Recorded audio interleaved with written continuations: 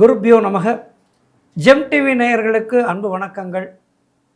இன்றைய நாளிலே அண்ணாமலையானை பற்றி பேசி அனுபவிக்க இருக்கின்றோம். நினைத்தாலே முக்தி தரும் அண்ணாமலை. இந்த அண்ணாமலையாருடைய பெருமைகளை, கிரிவலத்தினுடைய மகிமைகளை எல்லாம் நம்மோடு பகிர்ந்து கொள்ள வந்திருக்கின்றார் அன்பிற்குரிய கேஜே சங்கர் குரு அவர்கள். வணக்கம் சாமி. வணக்கம். வணக்கம். எப்படி இருக்கீங்க? நமச்சிவாய. நல்லா இருக்கேன். சந்தோஷம் சாமி. சொல்லுங்கள். அதாவது சித்ரா பௌர்ணமி சாதாரண நாள்கள்லேயே அண்ணாமலையில் கூட்டம் சாதாரண கூட்டம் இல்லை. அது சித்ரா பௌர்ணமி நெருங்குது, பயங்கரமான கூட்டமாக இருக்கும். லட்சக்கணக்கில் பக்தர்கள் கூடுவாங்க. அண்ணாமலையை நோக்கி இப்படி பக்தர்கள் வரத்துக்கு என்ன காரணம்னு நீங்கள் நினைக்கிறீங்க? இது ஆதிசிவன். சிவன் தான் மூலாதாரமே. ஆமாம். அதுவும் இல்லாமல் பஞ்சபூத ஸ்தலங்கள் நீங்கள் பார்த்தீங்கன்னாலே சிவபெருமானது தான். ஆமாம். அப்போது அப்படி இருக்கும்போது இந்த சிவபெருமான் இருக்கின்ற அந்த திருவண்ணாமலை அக்னி ஸ்தலமாக நிர்ணயிக்கப்பட்டுள்ளது. அடிமுடிகானா அண்ணாமலை. ஆக மொத்தத்தில் சிவபெருமான் அருள்பாலித்து கொண்டிருக்கிறார் அந்த திருவண்ணாமலையிலே திவ்யமாக நித்தியமாக. இந்த பௌர்ணமி நாளிலே பரிபூர்ண சந்திர ஒளியிலே மக்கள் எல்லாம் கிரிவலம் வரும்போது பகவான் பிரசூடிய பெருமான் சிவபெருமான் அருள் அப்படியே சாட்சாத்தமாக அப்படியே மக்கள் மேலே இறங்குதாக ஐதீகம். அங்கே கிரிவலம் போயிட்டு வந்தால் அந்த மனசாந்தி, மன அமைதி, குடும்பத்தில் குதூகலம், நல்ல விஷயங்கள்லாம் நடக்கிறது கண்கூடான உண்மை. பார்க்கலாம். இது ஆதிகாலம் தொட்டே இந்த பழக்கம் இருக்குது. இந்த கிரிவல பழக்கம்ன்றது இருக்கு. இது ரெண்டு விஷயமா பார்க்கலாம். ஒன்று ஆன்மீகமாக பார்க்கலாம், ஒன்று அறிவியலாக பார்க்கலாம். இந்த 14 கிலோமீட்டர் இருக்குது அது அந்த தூரம். அதை நீங்கள் நடக்கும்போது பார்த்தீங்கன்னா அதை எப்படி நடக்கிறீங்கன்னா ஆன்மீகமாக நினச்சி நடக்கிறீங்க. இப்போது உங்கள் உடல் ஒரு சோர்வடையாமல் நீங்கள் நடக்கும்போது உங்களுக்கு ஒரு புத்துணர்ச்சி கொடுத்து ரீசைக்கிள் மாதிரி. இதை நீங்கள் ஒரு மாதமும் போகும்போது உங்கள் உடம்பு புத்துணர்ச்சி பெறுது, மருத்துவங்கள் குறைக்கப்படுகிறது, இறைவன் மகத்துவம் உங்களுக்கு சேர்க்கப்படுகிறது. இதுதான் இது உண்மை. பொதுவாகவே என்ன சொல்கிறாங்கன்னா திருவண்ணாமலைக்கு குறைந்தபட்சம் 3 முறையாவது சென்று வர வேண்டும் அப்படின்னு சொல்கிறாங்க. ஏன்னா அருகில் இருக்கணும் போகலாம், ரொம்ப தூரம் வரைக்கும் போக முடியாதுன்ற காரணத்துக்கு குறைந்தபட்சம் 3 முறை போகணும், 3 பௌர்ணமி போகணும் அப்படின்னு சொல்கிறாங்க. இது சிவபெருமானோட அருளை அண்ணாமலையார் உண்ணாமலை அம்மாவோடு அங்கே அருள் தந்து எல்லா மக்களுக்கும் சுபிட்சமாக இருக்கிறது. போயிட்டு வந்த ஒவ்வொரு பக்தர்களுக்கும் அந்த இது பரிபூர்ணமாக தெரியும். ஆத்மாத்மா உணர்ந்தவங்க எல்லாம். மேலும் அங்கே பார்த்தீங்கன்னா 8 லிங்கங்கள் இருக்குது. உங்களுக்கு தெரியாது, உங்களுக்கும் தெரியாது. அஷ்டலிங்கங்கள். அஷ்டலிங்கங்கள் சொல்கிறான். இந்த அஷ்ட திசைகள் மாதிரி தான் இருக்குது. அதுதான் அதோட இது. அந்த 8 லிங்கத்தையும் நம்ம வணங்கிட்டு கிரிவலம் பகவானை போய் தரிசனம் கோபுர தரிசனம். ஏன்னா இப்பெல்லாம் நிறைய உள்ள போக முடியல, தரிசனம் பார்க்க முடியல. ஆமாம். இப்போ எல்லாருமே கோபுர கேளுங்க, கிரிவலம் வந்துட்டோம் சாமி, உள்ள போகல. இதுதான் எல்லாரும் சொல்கிறாங்க.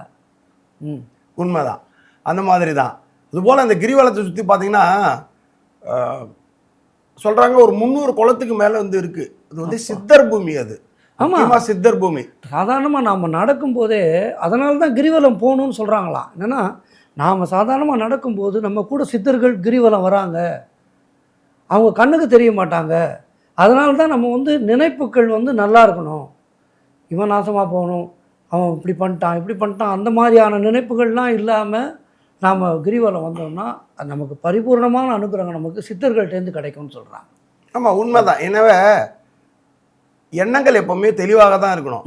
அதுவும் இல்லாமல் பாசிட்டிவ் எனர்ஜி அது உங்களுக்குள்ளே வருது அப்படின்ற பட்சத்தில் நீங்கள் கிரிவலம் வரும்போது ஒன்று பஞ்சாட்சரம் நமச்சிவாயன்னு சொல்லிட்டே வரலாம், சிவாய நமச்சிவாயன்னு சொல்லிட்டே வரலாம்.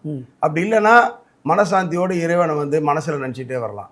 வேற எந்த விதமான தீய சிந்தனை இருக்கக்கூடாது. ரொம்ப அருமையாக சொன்னீங்க. அப்போ அப்படி பண்ணும்போது தான் வந்து அந்த எனர்ஜி ஃபுல்லா நம்மளுக்கு நல்ல ஆமா. பாசிட்டிவ் எனர்ஜியா மாறி ஆமா, உங்களுக்கு வந்து ஒரு சிறப்பை தருன்றது கண்டிப்பா. உண்மைதான். அது நீங்க சொல்றது ஏத்துக்கூடிய விஷயம், ரொம்ப பெரிய விஷயம். அது போலதான் ஆமா. அந்த கிரிவலத்தை சுத்தி எனக்கு தெரிஞ்ச ஒரு நண்பர் இருக்காரு, பெரிய குருசாமி. அவர் சபரிமலை கிட்டத்தட்ட 40 வருஷம் போயிட்டு வந்தவர். அவர் வந்து திருவண்ணாமலைக்கு தனியாக தான் போவார்.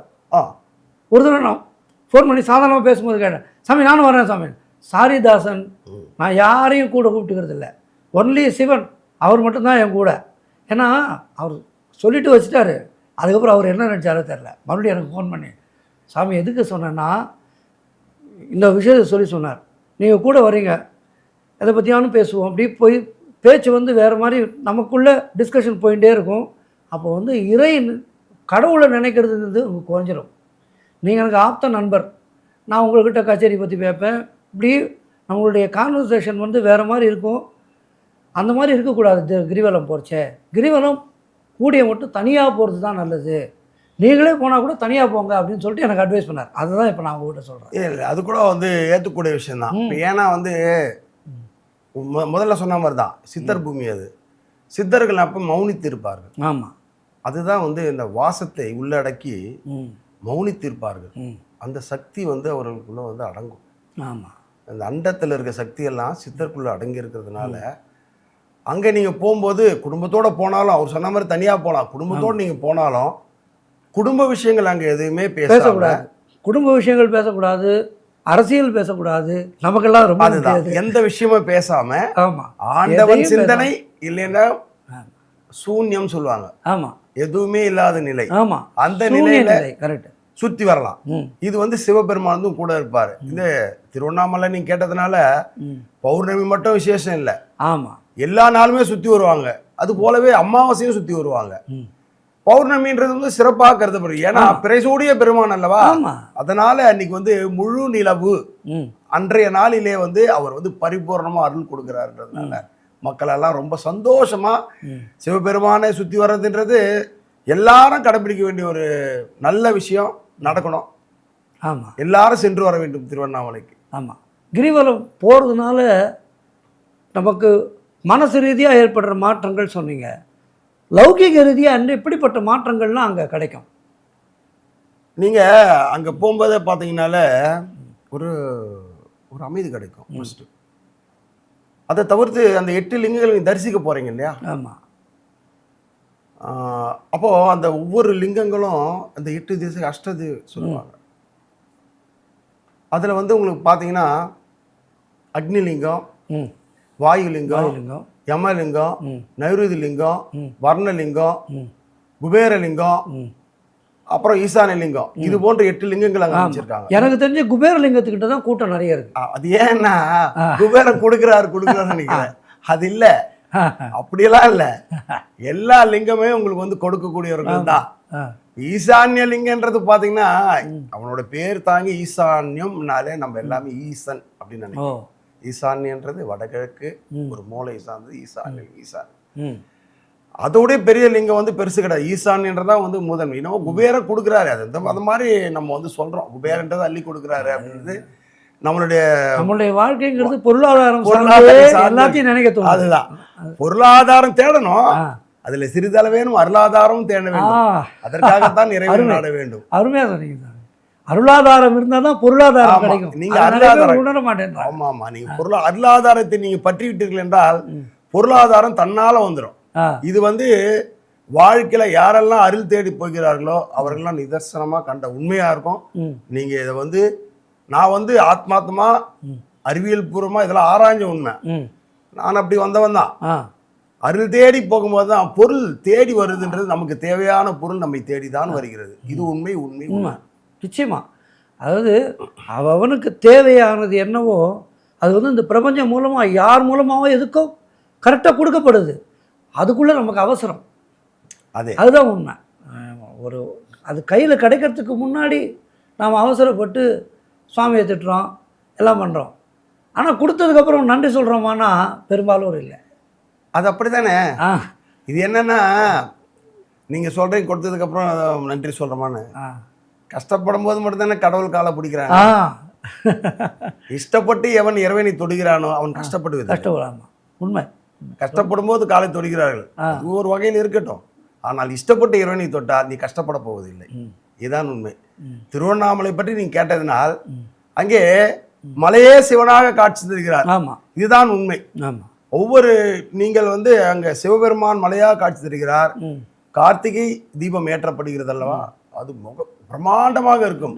அந்த தீபத்தை காண நாமெல்லாம் கொடுத்து வச்சிருக்கணும். அந்த மாதிரிலாம் ஒரு ஆன்மீக வழிபாடுன்றது இந்த தமிழகத்துல தென் சிவபெருமானுடைய எல்லையில்லா திருவிளையாடல்கள் எல்லாமே தமிழகத்தில் தான் நடந்திருக்கு. நீங்கள் பாருங்கள், மதுரையில் அவ்வளோ பிரமாதமாக சித்திரை திருவிழா நடக்குது. சிவனுடைய காலடி பட்ட இடம் மதுரைங்கிறதுனால அது தூங்கா நகரம் ஆயிடுச்சு. அது ஆமாம் ஆமாம் ஆமாம் ஆமாம். என்ன ஒரு அற்புதம் பாருங்கள். மதுரையில் எள்ளு போட்டால் விழாது கீழே, அந்த அளவுக்கு கூட்டம். எல்லாரும் சுக்கான்னு கட்டி மீனாட்சி தாயை வணங்கி, நம்ம தமிழ்நாட்டில் பிறந்ததுக்கு நம்மளாம் ரொம்ப ஆமாம் மீனாட்சி சுந்தரேஸ்வரர்னால அந்த அழகு, அதான் சுந்தரம் அப்படின்னாலே அழகு. அங்க போய் நம்ம அந்த காட்சியை பார்க்கறதுக்கு ஒரு கண்கொள்ளா காட்சி, ரொம்ப அழகாகவும் பிரமிப்பாகவும் இருக்கும். ஆமா, மீனாட்சி சுந்தரேஸ்வரன் அதுக்கு தான் அந்த அந்த திருநாமமே ஒரு சிறப்பு வாய்ந்த திருநாமம். சிலப்பதிகாரம் காலத்துலேருந்து இந்த மீனாட்சி திருக்கல்யாணங்கிறது நடந்துட்டு இருக்குன்னா, அப்போ அதுக்கு முன்னாடி எத்தனை காலமாக நடந்துட்டு இருக்கும் அது தெரியல. ஏன்னா நமக்கு தெரிஞ்ச சிலப்பதிகாரம் காலத்துலேருந்தே இந்த சித்திரை திருவிழா நடக்குது. சிலப்பதிகாரமே கிட்டத்தட்ட எத்தனையோ ஆயிரக்கணக்கான வருஷங்களுக்கு முன்னாடி எழுதினது இல்லையா? அப்படி இருக்கும்போது அதனால நம்ம தமிழ்நாடு ஆன்மீக பூமின்னு பெரியவங்களாம் சொல்கிறாங்கன்னா அது எவ்வளோ உண்மைங்கிறது தெரியுது. சரி, திருவண்ணாமலையை பற்றி பேசிகிட்டு இருக்கோம். இந்த திருவண்ணாமலை கிரிவலம் போகிறதுனால நமக்கு என்னென்ன நன்மைகள் கிடைக்கும்? நீங்கள் நன்மைகள் அப்படின்னு எடுத்துக்கிட்டிங்கன்னா, உங்களுடைய உடல் மறுபடியும் முதல்ல சொன்ன மாதிரி தான். ஆமாம், உங்களுடைய உடம்பு ஆகப்பட்டது பக்குவப்படுது. நல்ல ஒரு காற்றோட்டமான ஒரு மலையை சுற்றி வருகிறோம் கடவுளோட இறைஞானத்தோடு. உங்களுடைய புத்தி கூர்மையாகிறது. அங்கே போயிட்டு உங்களுக்கு தெளிவான சிந்தனை பிறக்கிறது. அதில் ஏற்றங்கள் தாழ்வுகள் போன்ற விஷயங்கள்லாம் வாழ்க்கையில் நடைபெறுகிறது. இதெல்லாம் சமநிலை காண வேண்டும் என்றால் இது போன்ற கிரிவலங்கள் உங்களுக்கு உதவுகிறது. ஒரு மனிதன் சமநிலை அடைய இந்த கிரிவல பாதை நம்ம நடந்து இறைவனை தியானிக்கும் போது நம்ம மனதில் மகிழ்ச்சி, இது போன்ற விஷயங்கள், நீங்கள் நினைத்த விஷயங்கள், நல்ல விஷயங்கள், அது நிச்சயமாக கைகூடப்படுகிறது. அது ஆத்மாத்மா யாரெல்லாம் அதை அனுபவித்தார்களோ அவர்களுக்கு மட்டுமே தெரியும். யாரெல்லாம் இறைவனிடத்தில் நம்பிக்கையோடு அந்த கிரிவலத்தை சுற்றி ஞானம் பெறுகிறார்களோ அவர்களுக்கு தெரியும், பயனடைகிறார்களோ அவர்களுக்கு தெரியும். இதுக்கு ரமண மகரிஷி பார்த்தீங்கன்னா அவரெல்லாம் பெரிய மகான். சிவன், ஆமா, அதாவது எவ்வளவு பெரிய மகான், சிவனால் தேர்ந்தெடுக்கப்பட்ட மகான். அவரு யோகி ராம் சுரத்குமார், மிஸ்ரி சாமியார், யோகி நீங்க சொல்ற மாதிரி மிஸ்ரி சாமியார் ஒரு அன்பா அழைக்கப்படுகிறவர்கள்லாம் பாத்தீங்கன்னா, நம்மளாம் இந்த நூற்றாண்டுல பிறந்ததுக்கு தவம் பண்ணிருக்கணும். இந்த தமிழ்நாட்டில் அது பார்த்தீங்கன்னா இந்த பக்கத்தில் தான் நீங்கள் சொன்ன மாதிரி சிவபெருமான ஸ்தலங்கள் ஏராளம். அந்த ஸ்தலங்கள் பிரம்மாண்டம், அது கூட ஏராளம். ஒரு ஆலயத்தினுள்ள போனீங்கன்னா அப்படி இருக்கும். ஒவ்வொரு ஆலயமும் சுற்றி வர்ற பிரகாரமாகட்டும், முதல் சுற்று, இரண்டாம் சுற்று, மூன்றாம் சுற்று, அப்படி நீங்கள் திருவானைக்காவல் போய் திருவானைக்காவலில் எவ்வளோ பிரமாதமாக இருக்கும், எப்படி கட்டியிருப்பாங்க அந்த காலத்தில். இதெல்லாம் இறை நம்பிக்கை, இறை வழிபாடு. அது சித்ரா பௌர்ணமி நாளிலே நீங்க சொன்ன மாதிரி திருவிழா. இந்த திருவிழா காண்பது என்பது பெரிய விஷயம். அந்த காலத்துல சிவபெருமான் வழிபாடு இருக்கும் போதும் ஆற்றங்கரையில போயிட்டு குடும்பத்தோட போயிட்டு இந்த சித்திரை நில ஒலியில எல்லாரும் சமைச்சு சித்ராண்ணை சாப்பிட்டு பகவானை தியானிச்சு ஒரு மகிழ்ச்சியோட அது ஒரு சுற்றுலாவும் எடுத்துக்கலாம், இறை வழிபாடாவும் எடுத்துக்கலாம், இன்ப சுற்றுலாவா நல்லபடியா அந்த காலத்தை மக்கள் எல்லாம் கூடி இருந்த காலங்களும் இருந்தது. இப்போதெல்லாம் சற்று குறைந்து கொண்டிருக்கிறது. ஆனால் ஆலயத்துக்கு செல்கிறார்கள். அது ஆன்மீகத்தால மட்டும்தான் குடும்ப ஒற்றுமை ஓங்கும். அதுதான் குடும்ப ஒற்றுமை ஓங்கப்படுவதே அந்த ஆன்மீக சுற்றுலா, ஆன்மீக வழிபாடு. இந்த மாதிரி சித்ரா பௌர்ணமி இந்த நாட்களிலே கூடி அனைவரும் ஒன்றுபட்டு ஒருமித்த கருத்தோடு செயல்படும் போது ஏற்றத்தாழ்வுகள் இருக்கின்ற மனதிலே இருக்க சஞ்சலம் ஒழிக்கப்பட்டு குடும்ப சூழ்நிலை சிறப்படைகிறது. அதுதான் இதுதான் இந்த கிரிவலத்தோட, இந்த சித்ரா பௌர்ணமி இது போன்ற நாட்களோட பெரிய மகத்துவம். இதை எல்லாரும் பயன்பெறணும். ஆமாம். இந்த நேரத்தில் எனக்கு ஒரு விஷயம் ஞாபகம் வருது. என்னென்னா, யோகிராம் சுரத்குமார் ஆசிரமத்துக்கு ஒருத்தர் வந்தாராம். அந்த பக்தர் சாதாரணமாக பேசும்போது கிரிவலம் போனியான்னு கேட்டிருக்காரு போல. கிரிவலம் முடிச்சிட்டேன் சாமி, 2.5 மணி நேரத்தில் சுற்றிட்டு வந்துட்டேன். யோகிராம் சுரத்குமார் சிரிச்சாராம். நீ வந்து கிரிவலம் போல அப்படின்னாராம். என்ன சாமி சொல்கிறீங்க? நான் ஃபுல்லாக கிரிவலம் வந்து அப்படி போகக்கூடாது. கிரிவலம் வந்து அவசர அவசரமாக போகக்கூடாது, அடி அடியாக போகணும், அடி அடியாக போகணும். இது இசைஞானி இளையராஜா வந்து ஒரு பாட்டில் கூட இந்த விஷயத்தை அப்படியே சொல்லியிருப்பார். அவருடைய அருணாச்சலம் பாட்டில் இந்த இந்த விஷயத்தை அழகாக சொல்லியிருப்பார். இது நடந்த உண்மை. யோகிராம் சுரத்குமார் அப்படிப்பட்ட ஒரு பெரிய மகான்னு நமக்கே தெரியும். அவர் வந்து பக்தருக்கு சொன்ன விஷயமா, அதாவது அடி அடியாக போகணும், ரொம்ப வேகமாக நடக்கக்கூடாது. மனசுக்குள்ளே அருணாச்சலம் அருணாச்சலம் அருணாச்சலம் இந்த இது வந்து இந்த மந்திர இது வந்து ஓடிண்டே இருந்து அடி அடியாக வச்சு ரொம்ப வேகமாக நடக்காமல் பூமி தாய்க்கு வலிக்காமல் நடக்கணும்னு சொல்லுவாராம். எப்படி? அவர் மகான் இல்லையா? அவர் எல்லாத்தையும் அந்த ஒரு அவருடைய மனநிலையிலே தான் பார்க்குறாரு. நம்ம ஆளுங்களுக்கு என்ன அவசரம், நாளை காலத்தால் ஆஃபீஸ் போகணும், நாளை காலத்தால் இவனுக்கு இப்படி பண்ணணும், அந்த வேலையை முடிக்கணும், இந்த வேலையை முடிக்கணும்னு எப்போ ஆன்மீகத்தை தேடி ஓடும்போது கூட நமக்கு அடுத்தடுத்த பிரச்சனைகள் இவங்க. அதை நான் தப்பு சொல்ல, இன்றைக்கி உலகம் வந்து ரொம்ப வேகமாக இருக்குது எல்லாம். ஆனால் இந்த கோயிலுக்குன்னு போயிட்டோன்னா மற்றது எல்லாத்தையும் ஒதுக்கி வச்சுட்டு இதுக்கு தான் அந்த மாதிரி பெரியவங்க சொன்னதெல்லாம் படிக்கணும் கேட்கணும் அப்படின்னு சொல்லுவாங்க. அவர் சொன்னாராம், இந்த மாதிரி அடியடியாக நடக்கணும், நேரம் நிறைய எடுத்துக்கணும். நேரம் நிறைய எடுத்துக்கும்போது சித்தர்களோடு உனக்கு இது உறவுங்கிறது நிறைய நேரம் இருக்கும். அவங்களுடைய அருட்பார்வை உனக்கு கிடைக்கும்போது உன்னுடைய வாழ்க்கையில் வெற்றிகள் வந்து விரைவாக கிடைக்கும். இதை வந்து இதனை மெதுவாக செஞ்சேன்னா வெற்றிகள் விரைவாக வரும்னு சொன்னாராம். ஆமாம். என்ன ஒரு ஆத்மார்த்தமான ஒரு அறிவு. உண்மைதானே. இப்போ நம்ம எல்லாமே என்ன சொல்கிறோம், அடி போற்றின்னு தான் சொல்கிறோம். ஆமாம், இறை அடி போற்றின்றோம். அதுபோல் இந்த கிரிவல பாதையில் நடக்கிறதுன்றது அவர் சாமி சிறிசாமியார் சரத்குமார் சொன்னது போலவே தான். நீங்கள் வேகமாக நடக்கும்போது உங்கள் எண்ணங்கள்லாம் சிதறும். அதுதான் சொல்கிறேன். வேகமாக நடக்கும்போது இந்த டைமுக்குள்ளே போய் நாங்கள் திரும்ப அந்த குறிக்கோளை தான் நோக்கி செல்வீங்க தவிர இறை குறிக்கோள் இருக்காது. செல்ஃபோன் பார்த்துட்டு போகக்கூடாது. அது ஒன்று. இப்போ நம்ம சொல்ல வேண்டியது செல்ஃபோன் பார்த்துட்டு மற்ற விஷயங்களை பேசினா, அது நம்ம ஏற்கனவே சொல்லிட்டோம். அடியடியாக நடக்கும்போது நமக்கு நம்முடைய கஷ்டங்கள் பொடி பொடியாகும். நிச்சயமா சாதாரண நடந்தாலே போகிறோம். ஆமாம், சாதாரணமாக. ஆமாம், நம்ம எப்படி நடக்கிறோமோ, ஆமாம், நம்ம எப்படி ஒரு கடைக்கு போகும்போது நடக்கிறோமோ அந்த நடையை நடந்து இறை தியானித்து நீங்கள் சொன்ன மாதிரி அருணாச்சலேஸ்வரா, நமச்சிவாய, சிவாய நம்ம இது மாதிரி சொல்லிட்டு. அதே மாதிரி கிரிவலம் போர்ச்சே பண்ணுற இன்னொரு தப்பு, அங்கங்கே நிறைய அன்னதானம் கொடுக்குறாங்கன்னு சொல்லிட்டு வாங்கி சாப்பிட்றேன், அது கூடாதுன்னு சொல்கிறார். அது அவங்கவுங்களுடைய உடம்பு நிலைமையை பொறுத்து. ஆனால் அவர் சொல்கிறது என்னென்னா, இப்படிலாம் போனால் உனக்கு கிடைக்காது, உனக்கு சிவனுடைய அருள் எனக்கு வேணும் அப்படியே நினச்சி போனால் நீ இந்த மாதிரிலாம் போகணும் அப்படின்னு சொல்கிறார். இதை பற்றி நீங்கள் என்ன நினைக்கிறீங்க? இது உண்மையும் கூட. இப்போது இந்த காலகட்டத்தில் இந்த அன்னதானம் கொடுக்கறது ஒரு நல்ல விஷயம். நல்ல விஷயம். ஆமாம், தானத்திலே சிறந்த அன்னதானம் தான். ஆனாலும் கூட இறை வழிபாட்டில் நீங்கள் இந்த 14 கிலோமீட்டரு ஒரு 3 மணி நேரம், 3.5 மணி நேரம், 4 மணி நேரம் பொறுமையாக போகலாம். ஆமாம்.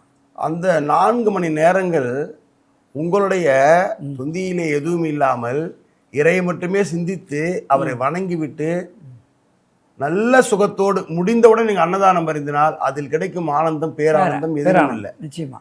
இதில் நீங்கள் இடையிடையே இந்த அன்னதானங்களை உட்கொள்வதனால் உங்களுக்கு ஒரு மந்த நிலை ஏற்பட்டு, அப்போ இதில் சுணக்கம் என்பது ஒன்று உருவாகும். இறை வழிபாட்டிலே சுணக்கம் இருக்கக்கூடாது. அந்த தியானத்திற்கு நீங்கள் வந்து தியான நிலை, அவர் தியான லிங்கேஸ்வரர், அவர் தியானி. அப்போ உங்களால் தியானிக்க முடியல இல்லை என்றாலும் அவரை தரிசிக்க நீங்கள் வருகிறீர்கள், கிரிவலம் வருகிறீர்கள் என்போது தவிர்க்கலாம். இது இந்த காலகட்டத்தில் அன்னதானம் கொடுத்தா ரொம்ப புண்ணியம் தான். பட் இந்த மாதிரி இடங்கள்ல கொடுக்கறதுக்கு கிரிவலம் போறச்சு அதை வந்து தவிர்க்கிறது முடிச்சிட்டு சாப்பிடலாம். யாருக்கு பசியோ அவங்க சாப்பிடலாம். பசி எடுத்து விட்டது சிவபெருமான் சொல்ல அது தப்பு கிடையாது. ஆமாம். எல்லாம் கொடுக்குறாங்கன்னு வாங்கி சாப்பிட்டு கிரிவலம் சுத்திட்டு வந்தாங்கன்னா ஒரு வகை வழிபாடு. அது வந்து பரிபூர்ண வழிபாடா அப்படின்னு நம்ம பார்த்தோமா அதுல ஒரு சந்தேகம் தான். ஆமாம். பரிபூர்ண வழிபாடா சந்தேகம் தான்.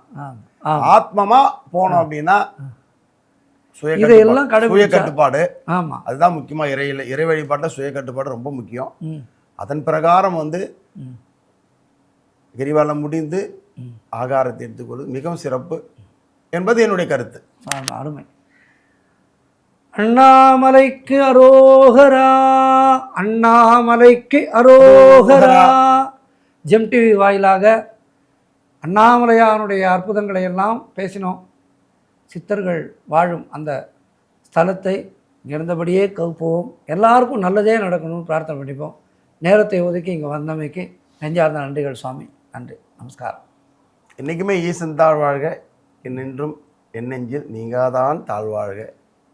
ஈசன் அடி போட்டு எந்த அடி போட்டு சிவபெருமான் திருநாமத்தை பணிந்து இந்த வாய்ப்பு கொடுத்த ஜெம் டிவிக்கும் ஜெம் டிவி நேயர்களுக்கும் சாஸ்தா சுவாமி அவர்களுக்கும் நன்றியை தெரிவித்துக் கொள்கிறேன். நமக் சிவாய. நன்றி. வரேன்.